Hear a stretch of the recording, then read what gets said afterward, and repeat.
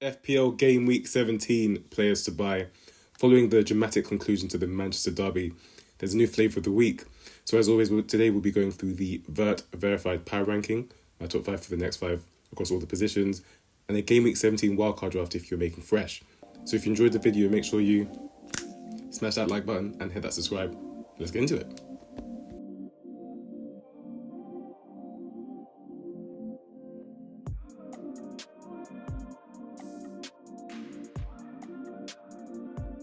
What's up? It's FPL Vert where arrows go green, and yes, they did go green this week, which we'll go into more detail in my team selection video later this week when I'm hopefully feeling a little bit better, if you can't tell in my voice. But of course, today we'll be going through the Vert verified power ranking, and starting with number 1, it is Araya, as he kept his clean sheet in a very disappointing 0-0 draw for Arsenal for sure. But they actually didn't concede a single expected goal on target. That was a stat that came out. But as you can tell from both Raya and Alisson, they're both playing for elite defences. Even though Alisson does average a few more points per match, which is why I opted for him. Obviously, his fixtures long term are better as well. But as of this week, Raya is number 1 in the power ranking for sure. And then number 3, we have Anana as well. Of course, he didn't keep a clean sheet, but he does have good fixtures coming up. But I think, if you're going to pay 5.2 for him, you might as well stretch to Alisson and Raya as well. Then Sales is just a good cheapy option. Of course, their fixtures are not the best either at the moment, but their defence is almost comparable to Arsenal and Liverpool's, as you can tell by the expected goals conceded figure. And then Fabianski was actually on track for a monster 11-point haul before Inez Unal's incredible free kick wiped that out. To the joy of many managers, because of course Fabianski was on my own bench. I'm sure he was on plenty of managers' benches as well. So he's just a standout option at that price. Into the defenders, and yes, it was a haul for Lewis Hall, a 15-pointer at home against Leicester, and I think this was a long time coming really. Of course, I personally owned him since wildcard game week 12, and the positions he was finding himself in, of course he takes set pieces, and he's been racking up a number of key passes for Newcastle along the way as well. So I think it's a very justified haul for owners. Congrats if you owned him. It's very handy for myself personally. And of course, at that price, of course he's risen quite a bit as well, but 4.6 million is still an absolute snip for him for what you're getting. Of course, I mentioned that around the time his baseline bonus is incredible, so you have to be performing to get a good baseline bonus essentially. So that's why we ended up with 15 points. Then next, of course, it is Anthony Robinson, who managed 6 points despite conceding twice and getting a yellow card. And with 6 points, I think that's a great return at Anfield really. And when you've got Southampton at home, I think he should rightfully be considered to be a starting defender this week for many. And of course, 6 assists for the season takes him to number 1 out of all defenders. In fact, across all the positions, there's only Saka, Salah, Palmer, and a certain AMAD-NESS that have more assists. So Robinson should definitely be in your thinking if you don't own already, or if you need a new defender, because a certain someone like Nuri is suspended.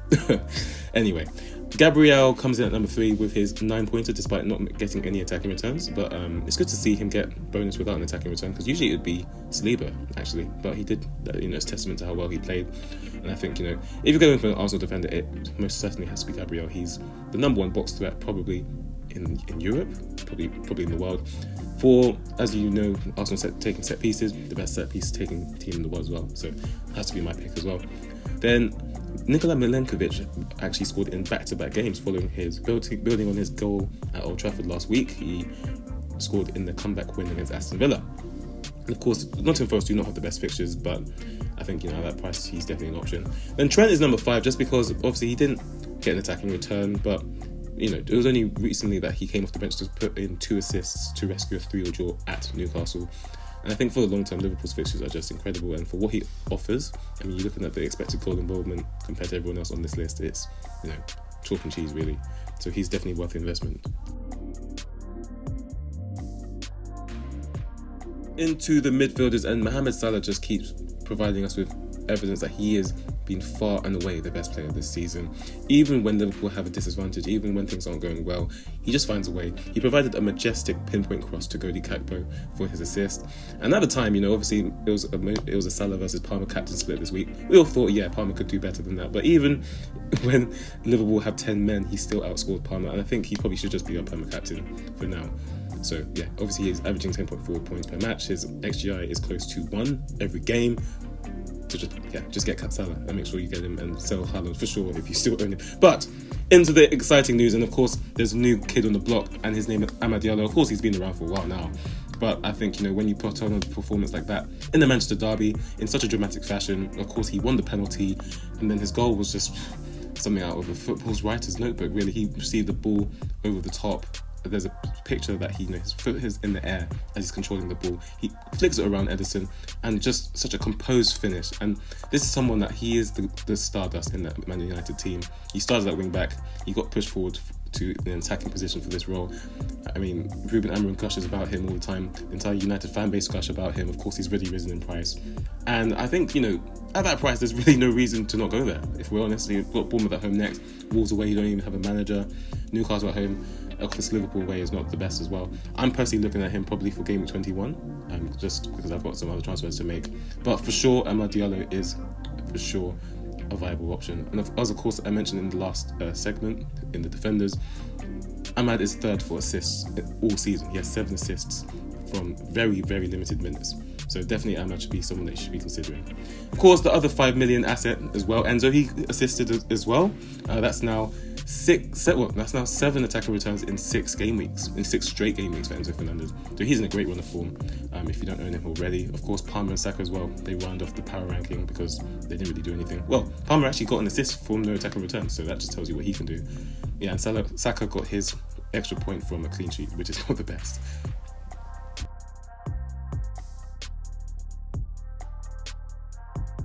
Into the forwards, and there's only one name that stands tall amongst everyone else, and his name is Alexander Isak.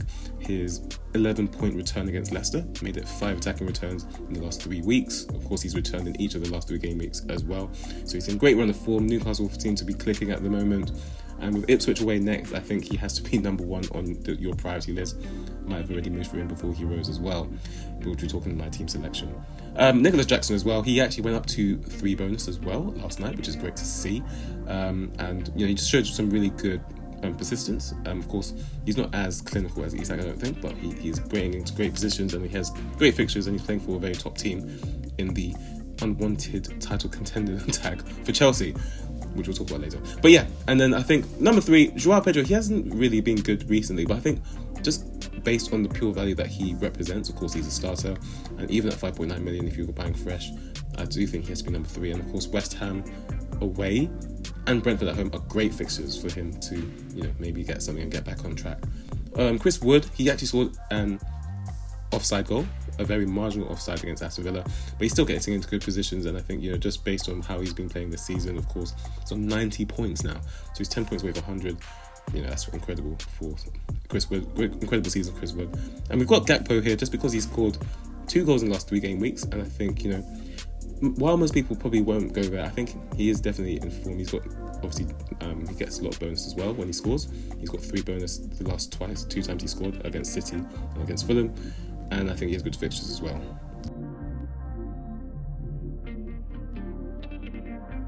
So if we were making a fresh Game Week 17 wildcard from scratch, this is how I would line up personally. We would have Alisson just for the long term, but we'd bench him because he's going away to Tottenham. So we would start Fabianski, who had, as I mentioned, an almost 11-point return yesterday, if not for Inez free kick. But 4 points is still a good return away at Bournemouth. Then we would have Gabriel, Trent, and Robinson to start. Of course, Trent. Tottenham is always difficult, I guess, but it's a game that is usually quite open, and if there's goals involved, you'd hope that Trent would be involved as well, given his prowess going forward. Robinson, of course, is home to Southampton, and Gabriel's going away to Palace, which is not as easy a fixture as it probably looks, according to the FDR, which is green, but Selhurst Park is never an easy place to go to. Then we would have Lewis Hall on the bench, regrettably, going away to Ipswich, but if you do back Ipswich to score, unlike the other two, obviously Arsenal's defence is superior to everyone else's, really. And then O'Shea would just be running it off as a 4 million asset. Then the midfield, of course, it would be the big 3 still, with Salah, Palmer, and Saka. But we would be starting Ahmad as he's home to Bournemouth. And we'd be benching Enzo because Goodison Park is not an easy place to go to, and Everton have shown some great resilience recently. Cleveland has so many clean sheets at the moment. And of course, yeah, we'd still have the front three, which is Joao Pedro, Isak and Jackson.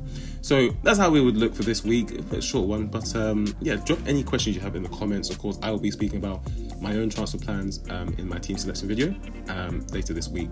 So yeah, make sure you like, subscribe, share, and peace.